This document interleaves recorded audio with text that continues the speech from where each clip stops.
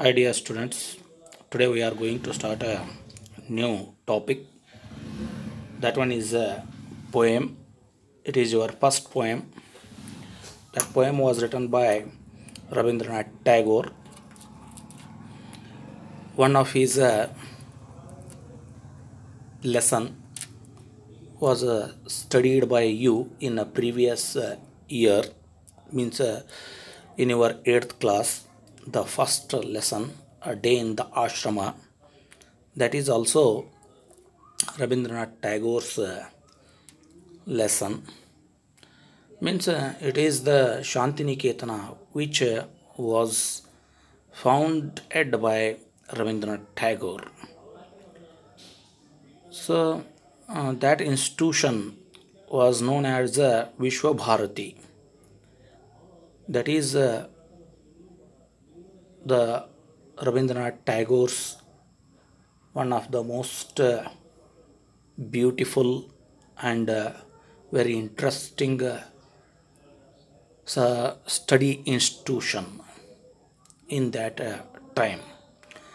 So in this poem we are going to study about the one of the Buddhist monk who was the disciple of we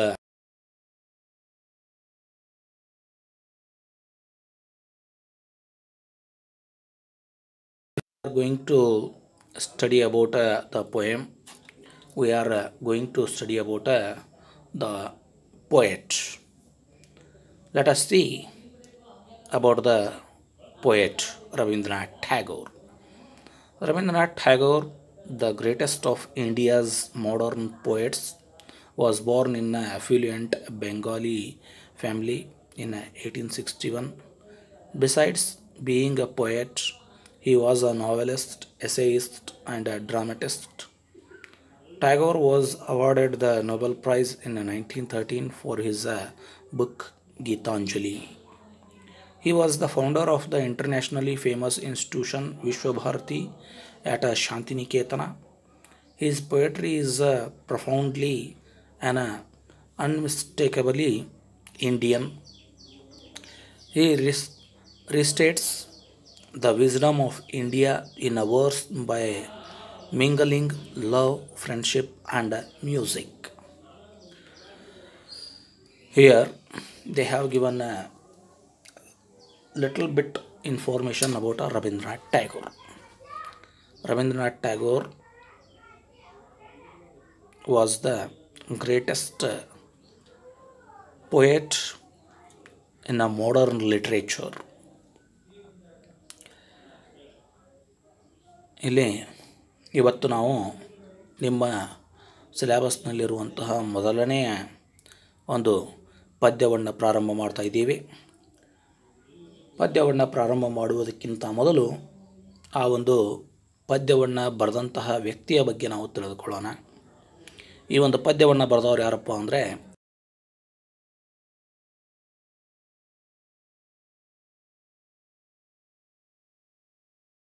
ಹೆಸರು ಏನೈತೋ ಅದು ಕೂಡ ರವೀಂದ್ರನಾಥ್ ಟ್ಯಾಗೋರ್ ಅವ್ರದ್ದೇ. ಬರೆದಂಥ ವ್ಯಕ್ತಿ ಬೇರೆ, ಆದರೆ ಆ ಒಂದು ಏನು ಶಾಂತಿನಿಕೇತನ ಅನ್ನುವಂತಹ ಒಂದು ಆಶ್ರಮದ ಬಗ್ಗೆ ನೀವು ಅಧ್ಯಯನವನ್ನು ಮಾಡ್ತೀವೋ ಆ ಆಶ್ರಮವನ್ನು ಸ್ಥಾಪಿಸಿದವರು ಯಾರಪ್ಪ ಅಂದರೆ ರವೀಂದ್ರನಾಥ್ ಟ್ಯಾಗೋರ್ ಅವರು. ಇಲ್ಲಿ ಅವರ ಒಂದು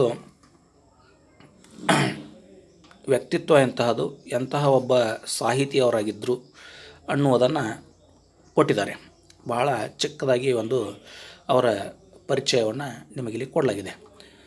ಏನು ಆಧುನಿಕ ಏನು ಒಂದು ಕವನ ಸಾಹಿತ್ಯ ಇದೆಯೋ ಆ ಒಂದು ಕವನ ಸಾಹಿತ್ಯದಲ್ಲಿ ಭಾರತದಲ್ಲಿ ಅತ್ಯಂತ ಶ್ರೇಷ್ಠ ವ್ಯಕ್ತಿ ಅಂತ ಹೇಳಿ ರವೀಂದ್ರನಾಥ್ ಟ್ಯಾಗೋರ್ ಅವರನ್ನು ಕರೆಯಲಾಗುತ್ತೆ.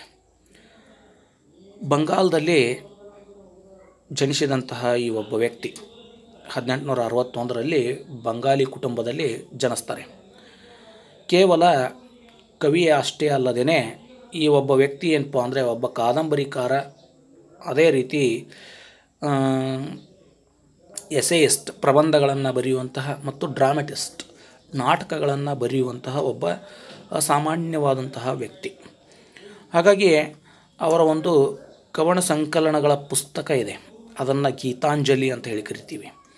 ಗೀತಾಂಜಲಿ ಅಂದರೆ ಕೇವಲ ಒಂದು ಕವನವನ್ನು ಒಳಗೊಂಡಂತಹದಲ್ಲ, ಹಲವಾರು ಕವನಗಳನ್ನು ಒಳಗೊಂಡಂತಹ ಒಂದು ಕವನ ಸಾಹಿತ್ಯ ಅದು. ಅದಕ್ಕೆ 1913ರಲ್ಲಿ ನೊಬೆಲ್ ಪ್ರಶಸ್ತಿಯನ್ನು ಸಾಹಿತ್ಯ ಕ್ಷೇತ್ರದಲ್ಲಿ ಮೊಟ್ಟ ಮೊದಲ ಬಾರಿಗೆ ರವೀಂದ್ರನಾಥ್ ಟ್ಯಾಗೋರ್ ಅವರು ಭಾರತಕ್ಕೆ ನೊಬೆಲ್ ಪ್ರಶಸ್ತಿಯನ್ನು ದೊರಕಿಸಿಕೊಟ್ಟಂತಹ ಒಬ್ಬ ವ್ಯಕ್ತಿ. ಆನಂತರ ಇಲ್ಲಿ ಅವರ ಒಂದು ಇನ್ಸ್ಟಿಟ್ಯೂಷನ್ ಬಗ್ಗೆ ಹೇಳ್ತಾರೆ, ಶಾಂತಿನಿಕೇತನದ ಬಗ್ಗೆ ಹೇಳ್ತಾರೆ. ಅದು ಅಂತಾರಾಷ್ಟ್ರೀಯ ಮಟ್ಟದಲ್ಲಿ ಪ್ರಖ್ಯಾತಿಯನ್ನು ಪಡೆದಂತಹ ಒಂದು ಏನಪ್ಪ ಅಂದರೆ ಇನ್ಸ್ಟಿಟ್ಯೂಷನ್, ಸಂಸ್ಥೆ. ಅದರ ಹೆಸರು ಏನಪ್ಪ ಅಂದರೆ ವಿಶ್ವಭಾರತಿ. ಆದರೆ ವಿಶ್ವಭಾರತಿ ಅನ್ನೋದಕ್ಕಿಂತಲೂ ಹೆಚ್ಚಾಗಿ ಏನಪ್ಪ ಅಂದರೆ ಎಲ್ಲರೂ ಅದನ್ನು ಶಾಂತಿನಿಕೇತನ, ಯಾಕಂದರೆ ಶಾಂತಿನಿಕೇತನ ಅನ್ನುವಂಥದ್ದು ಒಂದು ಆ ಸ್ಥಳ ಅದು. ಅದನ್ನು ವಿಶ್ವಭಾರತಿ ಅನ್ನೋದಕ್ಕಿಂತ ಹೆಚ್ಚು ಎಲ್ಲರೂ ಏನಪ್ಪ ಅಂದರೆ ಶಾಂತಿನಿಕೇತನ ಅಂತಲೇ ಪರಿಚಯ ಆಗಿತ್ತು. ಈ ರೀತಿಯಾಗಿ ಒಬ್ಬ ವ್ಯಕ್ತಿ ತನ್ನ ಜೀವನದಲ್ಲಿ ಮಹತ್ತರವಾದಂತಹ ಸಾಧನೆಗಳನ್ನು ಮಾಡಿರುವಂತಹ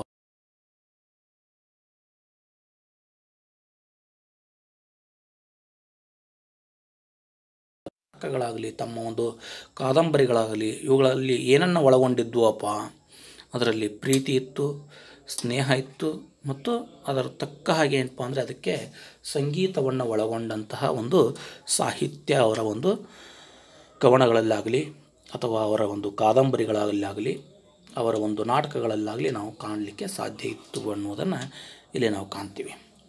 ಇವರು ಬರೆದಿರುವಂತಹ ಈ ಒಂದು ಕವನ ಯಾವುದಪ್ಪ, ಉಪಗುಪ್ತ ಅಂತ ಹೇಳಿ. ಉಪಗುಪ್ತ ಅಂದರೆ ಯಾರು? ಇವನೊಬ್ಬ ಬೌದ್ಧ ಸನ್ಯಾಸಿ. ಇವನು ಬೌದ್ಧ ಸನ್ಯಾಸಿ ಹೇಗಾಗಿದ್ದ? ಏನು ಒಂದು ಬುದ್ಧನ ಶಿಷ್ಯಂದಿರಿದ್ರು, ಮೊದಲಿಗೆ 6 ಅಥವಾ 7 ಏನು ಶಿಷ್ಯಂದಿರಿದ್ರು. ಆ ಒಂದು ಶಿಷ್ಯಂದಿರಲ್ಲಿ ಉಪಗುಪ್ತನೂ ಕೂಡ ಒಬ್ಬ. ಇವನು ಕೂಡ ಏನಪ್ಪ ಅಂದರೆ ಬುದ್ಧನ ಹಾಗೆ ಏನು ಮಾಡ್ತಾ ಇದ್ದ, ರಾಜ್ಯಗಳನ್ನು ವಿಹರಿಸ್ತಾ ಇದ್ದ. ಇದೇ ರೀತಿ ಇರುವಾಗ ಏನಾಗಿತ್ತು, ಮಥುರಾದಲ್ಲಿ ಏನಾಗಿಬಿಡುತ್ತೆ, ಆ ಒಂದು ರಾಜ್ಯದ ನರ್ತಕಿ ಒಂದು ಬಾರಿ ಈ ಒಂದು ಉಪಗುಪ್ತನ ಏನು ಮಾಡ್ತಾಳೆ ಅಂದರೆ ತುಳಿತಾಳೆ. ಅಂದರೆ ರಾತ್ರಿ ಸಂದರ್ಭದಲ್ಲಿ ಉಪಗುಪ್ತ ಏನಪ್ಪ ಅಂದರೆ ಎಲ್ಲೋ ಒಂದು ರಸ್ತೆಯ ಪಕ್ಕದಲ್ಲಿ ಮಲಗಿರ್ತಾನೆ. ಆ ಸಂದರ್ಭದಲ್ಲಿ ಇವಳು ಸುಮ್ಮನೆ ಹಾಗೆ ವಿಹರಿಸ್ತಾ ಬಂದಿರ್ತಾಳೆ. ಆಗ ಅಲ್ಲಿ ಏನಾಗಿಬಿಡುತ್ತೆ, ಅಲ್ಲಿ ಅವಳ ಕಾಲಿಗೆ ಏನಪ್ಪ ಅಂದರೆ ಈ ಉಪಗುಪ್ತ ತಾಗ್ತಾನೆ. ಆಗ ಅವರಿಬ್ಬರ ನಡುವೆ ಒಂದು ಸಂವಾದ ನಡೆಯುತ್ತೆ. ಆಗ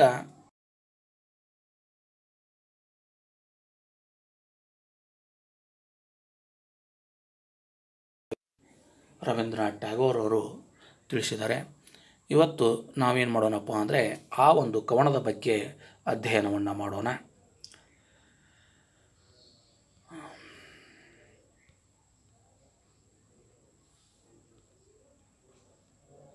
Okay, let us see here. Upagupta. In the picture, you can see the Buddhist monk and the dancing girl who hold the lamp. That one is a dancing girl who lied on the ground. That one is Upagupta. So let us see here what the poem tells us. Upagupta, the disciple of Buddha, lay asleep on the dust by the city wall of Mathura. Lamps were all out, doors were all shut, and the stars were all hidden by the murky sky of August. The poem begins like this. Upagupta, the disciple of Buddha, lie asleep on the dusty by the city wall of Mathura. Upagupta ಬುದ್ಧನ ಒಬ್ಬ ಶಿಷ್ಯ. Decibel ಅಂದರೆ ಶಿಷ್ಯ. ಎಲ್ಲಿ ಮಲಗಿದ್ದಪ್ಪ? ಏನು ಮಥುರಾದ ಧೂಳಿನಿಂದ ಕೂಡಿದಂತಹ ರಸ್ತೆ ಇತ್ತು. ರಸ್ತೆಯ ಪಕ್ಕದಲ್ಲಿ ಒಂದು ಗೋಡೆಗೆ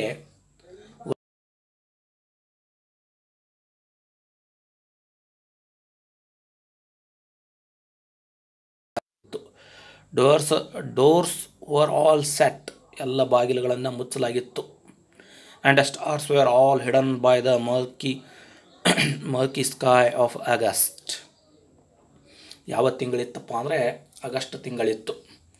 ಆಗಸ್ಟ್ನಲ್ಲಿ ಏನಾಗಿರುತ್ತೆ, ಹೆಚ್ಚಾಗಿ ಮೋಡ ಕವಿದ ಒಂದು ವಾತಾವರಣ ಇರುತ್ತೆ. ಹಾಗಾಗಿ ಆ ಒಂದು ಮೋಡ ಕವಿದ ವಾತಾವರಣದಿಂದ ಎಲ್ಲ ನಕ್ಷತ್ರಗಳು ಏನಾಗಿದ್ದು ಅಂದರೆ ಮರೆಯಾಗಿದ್ದು ಅನ್ನುವುದನ್ನು ಮೊದಲನೆಯ ಒಂದು ಸ್ಟಾಂಜಾದಲ್ಲಿ ಇಲ್ಲಿ ಹೇಳಲಾಗುತ್ತೆ. ಆನಂತರ ಎರಡನೇ stanza, whose feet were those tinkling with anklets touching his breast of a sudden. He woke up startled, and the light from a woman's lamp struck his forgiving eyes. ಅದೇ ಸಂದರ್ಭದಲ್ಲಿ ಏನಾಗಿತ್ತಪ್ಪ ಅಂದರೆ ಅಲ್ಲಿ ಒಬ್ಬಳು ಕಾಲಲ್ಲಿ ಗೆಜ್ಜೆಯನ್ನು ಹಾಕ್ಕೊಂಡು ಬರ್ತಾಯಿದ್ಲು. ಆ ಗೆಜ್ಜೆಯ ಶಬ್ದ ಕೇಳ್ತಾ ಇತ್ತು. ಟಿಂಕ್ಲಿಂಗ್ ಅಂದರೆ making a ಪ್ಲೀಸಂಟ್ metallic sound. Anklets ಅಂದರೆ ಕಾಲಲ್ಲಿ ಹಾಕಿರುವಂತಹ ಗೆಜ್ಜೆಗಳು. ಆ ಗೆಜ್ಜೆಗಳು ಏನಪ್ಪ ಅಂದರೆ ಒಂದು ನಾವು ಕಾಣ್ತೀವಿ, ಹೆಣ್ಣುಮಕ್ಕಳು ತಮ್ಮ ಕಾಲಲ್ಲಿ ಗೆಜ್ಜೆಯನ್ನು ಹಾಕ್ಕೊಂಡು ನಡೆದಾಡ್ತಾ ಇರುವಂತಹ ಸಂದರ್ಭದಲ್ಲಿ ಅದೊಂದು ರೀತಿಯಾಗಿ ಸುಮಧುರವಾದಂತಹ ಶಬ್ದವನ್ನು ನಾವು ಕೇಳ್ತೀವಿ.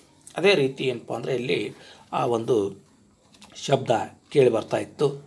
ಅಂತಹ ಗೆಜ್ಜೆಯನ್ನು ಹಾಕ್ಕೊಂಡಂತಹ ಒಂದು ಕಾಲು ಏನಾಗಿಬಿಡ್ತಪ್ಪ ಅಂದರೆ ತಕ್ಷಣದಲ್ಲಿ ಈ ಒಂದು ಉಪಗುಪ್ತನ ಎದೆಗೆ ತಾಕಿಬಿಡ್ತು.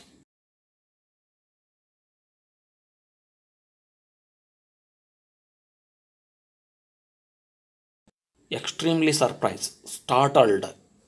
ಹಿ ವೋಕ್ ಅಪ್ ಸ್ಟಾರ್ಟಲ್ಡ್ ಅಂದರೆ ಅಗಾಧವಾಗಿ, ಇಂತಹ ಒಂದು ಇದರಲ್ಲಿ ಯಾರಪ್ಪ ಇಲ್ಲಿ ಅಂತ ಹೇಳಿ ಆಶ್ಚರ್ಯಚಕಿತನಾಗಿ ಎದ್ದು ಬಿಟ್ಟ. And the light from a woman's lamp struck his forgiving ice.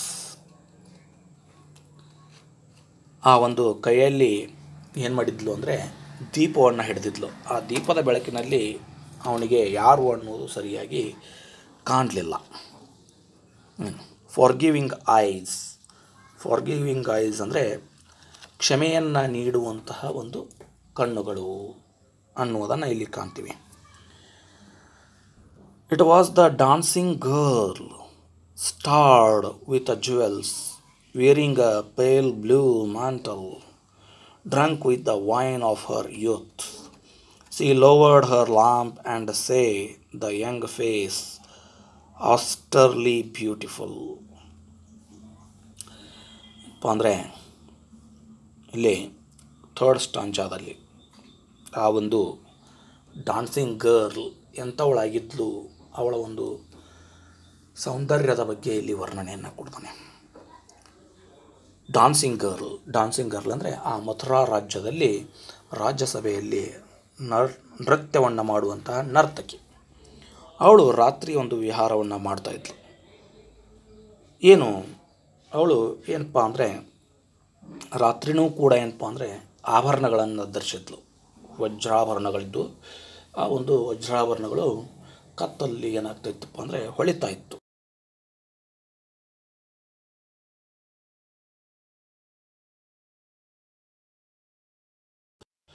ಆಭರಣಗಳು ಹೊಳಿತಾ ಇದ್ದು. Wearing a pale blue mantle, ನಿಲುವಂಗಿ. ಮ್ಯಾಂಟಲ್ ಅಂದರೆ ನಿಲುವಂಗಿ. ಇವತ್ತಿನ ಒಂದು ಸಂದರ್ಭದಲ್ಲಿ ನಾವು ಇವುಗಳನ್ನು ಏನಂತೀವಿ ಅಂದರೆ ಗೌನ್ ಅಂತ ಹೇಳಿ ಕರಿತೀವಿ. ಸ್ವಾಮಿಗಳು ಏನಪ್ಪ ಅಂದರೆ ಕಾವಿದಾರಿಗಳಾಗಿರುವಂಥ ಸ್ವಾಮಿಗಳು ಏನಪ್ಪ ಅಂದರೆ ಹಾಕ್ಕೊಂಡಿರ್ತಾರೆ ಭಗವಾ. ಕನ್ನಡದಲ್ಲಿ ನಾವು ನಮಗೆ ಗೊತ್ತಾಗುವ ಹಾಗೆ ಭಗವಾ ಅಂತ ಹೇಳಿ ಕರಿತೀವಿ. ಅದನ್ನು ಅವಳು ಹಾಕ್ಕೊಂಡಿದ್ಲು. ಆ ನಂತರ ಏನಾಗಿತ್ತು, ಇಲ್ಲಿ ಒಂದು ಫ್ರೇಸನ್ನು ಕೊಟ್ಟಿದ್ದಾನೆ, drunk with the wine of her youth. ಅಂದರೆ ಅವಳು ತನ್ನ ಒಂದು ಯೌವನ ಮತ್ತು ಸೌಂದರ್ಯದ ಬಗ್ಗೆ ಸಾಕಷ್ಟು ಹೆಮ್ಮೆಯನ್ನು ಪಡುವಂತಹ ನರ್ತಕಿಯಾಗಿದ್ಲು. ಅಂದರೆ ಅಷ್ಟೊಂದು ಸುಂದರವಾದಂತಹ ಯುವತಿ ಅವಳಾಗಿದ್ಲು ಅಂತ ಹೇಳಿ ಇಲ್ಲಿ ಹೇಳಲಾಗುತ್ತೆ. She lowered her lamp and saw the young face of a austerely beautiful.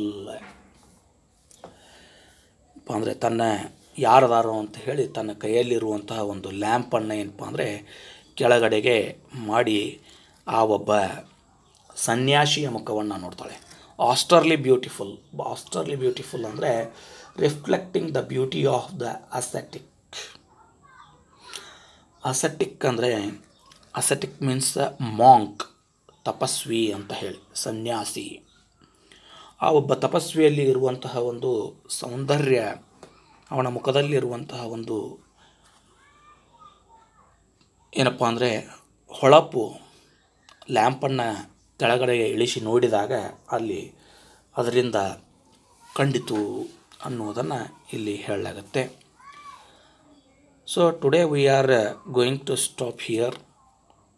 If you have any doubts in these 3 stanzas, then you can ask. In the next class we are going to complete the poem.